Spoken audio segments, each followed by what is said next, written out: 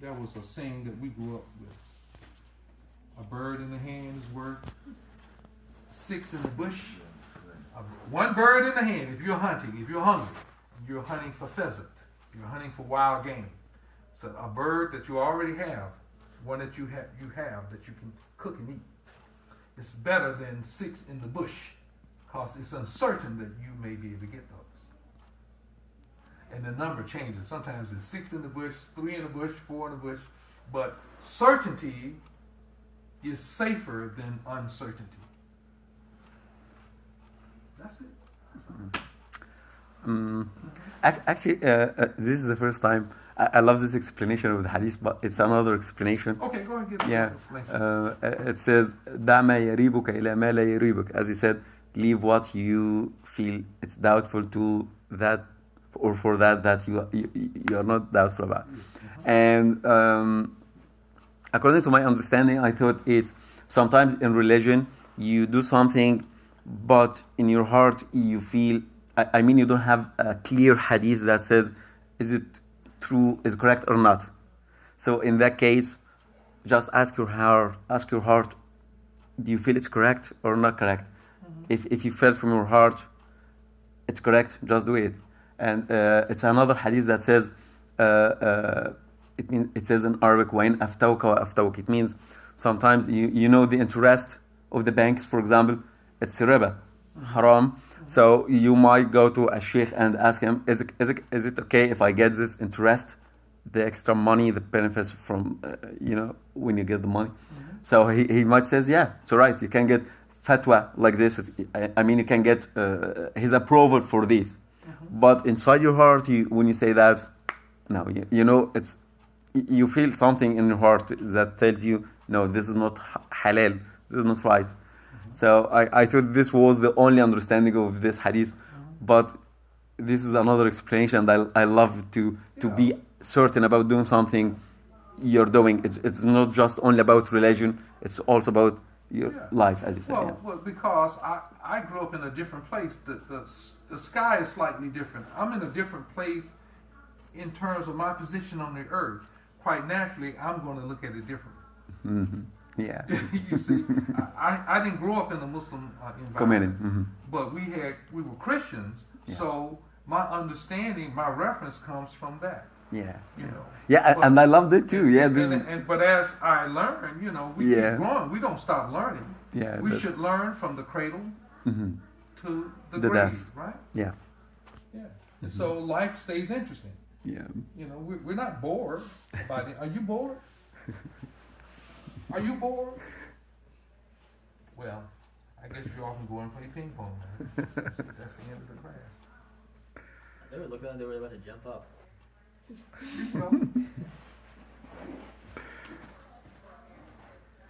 You can't wear people out.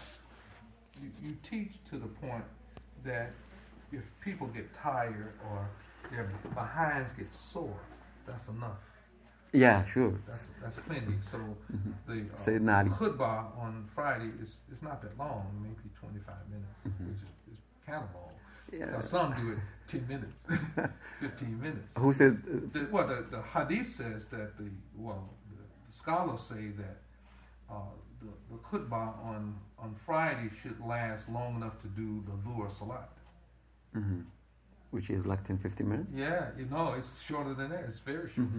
So, but I personally do them that long so that we can give some uplift, some encouragement to people. The khutbahs are not too long, though, are they? No. I think it helps. I mean, the messages have been pretty clean so far. I think now it's what not. do you mean by clean? So, I've heard some so far over here. Everything has been pretty good. Yeah. I think like right now it's kind of. I know nobody wants to talk about what we just. What we just experienced. Yeah. But I did mention it. Yeah, you did. But I didn't call any names. Right. But I said that regardless of who is the president, Muslims have a duty. We should have goals. Yeah. Right. And we just keep doing what we do. Because our goals didn't start today. For instance, I'm going to promote something today. on the weekend of March 31st, that's a Friday, Saturday, and Sunday, we're putting on an Islamic program. And our theme is community and business development perspectives from the Quran. Because we need to make improvements in this life and for our souls. So the Quran has the best instruction. You were talking about riba. This society was built on it. Yeah. Oh yeah, no. Yes, but what does Allah say in the Quran? He said, those who engage in riba, the lender or the one who borrows, said Allah and His angels declare war on those people. Yeah. So we have to ask Allah for mercy, because I bought my car. I don't have riba on it anymore. I have riba on my house because I don't have $175,000 to buy a house. Yeah. In this case, you are mutar. I mean, you have to do this because, and the religion, Allah gives you the license to do this because you can't, as you said, you can't get the money. Well, we're surrounded by. We live in a land where the people who dominate and control and who lead. Yeah. This was here before we were born. I mean, compared to, over here, I actually feel like you can actually have your religion and practice it freely. Mm-hmm. Most countries, like in Europe, like over here, for us, we can at least move up the chain or so as Muslims and not be judged by it. In Europe, I've heard that lifestyle is usually a little bit different. One of the things here, though, however, and the thing that's probably going to have to change for us is,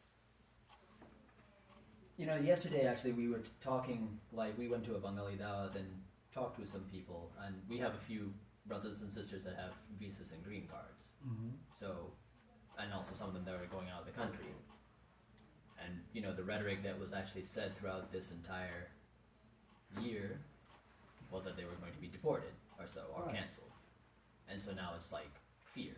Fear, yeah. Yeah.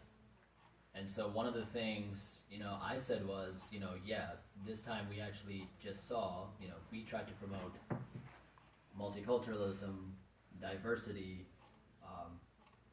integration, innovation, and somehow there was a few groups of people, still small groups, but they somehow came out and decided, no. Now, yes, they're frustrated. They're a working class. They saw that their jobs are all going away. They're seeing, instead of seeing that the people that were responsible, those are the people that they elected, they're seeing us as kind of that enemy. The enemy, yeah. Yeah. But for us, we should not react the same way they do. For us right now, it's do what we need to do for our living, but stay silent and be active about it. Well, I'd like to offer a solution. Yeah. Be known to do good works. Right. Serve the community. Here we have the food pantry. And last year we distributed over 50,000 pounds of food, and inshallah we'll do the same thing this year. Well, Rasulullah sallallahu alaihi wasallam. I was looking in Sahih Bukhari this morning, and it says that your religion is feeding people. So that's a part of your religion, to feed people. Yeah. So when you are known for doing good works, and let's say something unjust happens in the society, the people who you serve or who know you to do good works, they're going to say, no, those Muslims are not like that. Those Muslims, my neighbors are good people. They serve, they help, they're helpful to anybody. They tutor children in the neighborhood. Because we have a lot to offer. We just have to set some direction and some goals and do those things.